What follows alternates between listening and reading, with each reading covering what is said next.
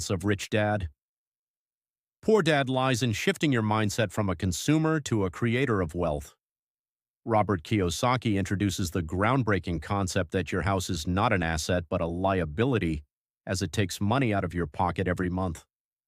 The rich focus on building a strong asset column, investing in stocks, real estate, and businesses that generate passive income, while the poor focus on their income statements alone.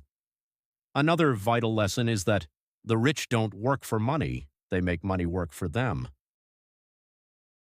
This is achieved through financial literacy, which is the ability to understand how money flows and grows.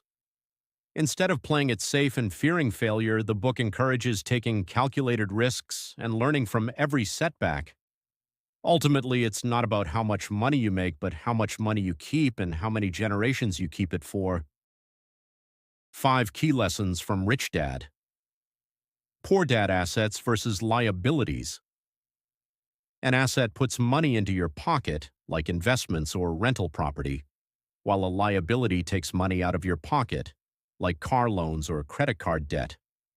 Financial literacy is key. Traditional education teaches you how to work for money, but financial literacy teaches you how money works.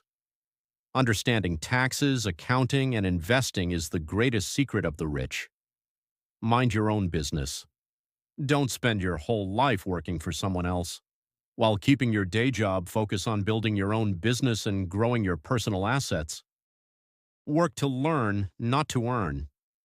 In the beginning, choose jobs that teach you essential skills like sales, marketing, and leadership, rather than just looking for a high salary. Overcome fear and laziness. The main difference between a rich person and a poor person is how they manage fear. Don't play it safe, learn to take calculated risks, and stay disciplined.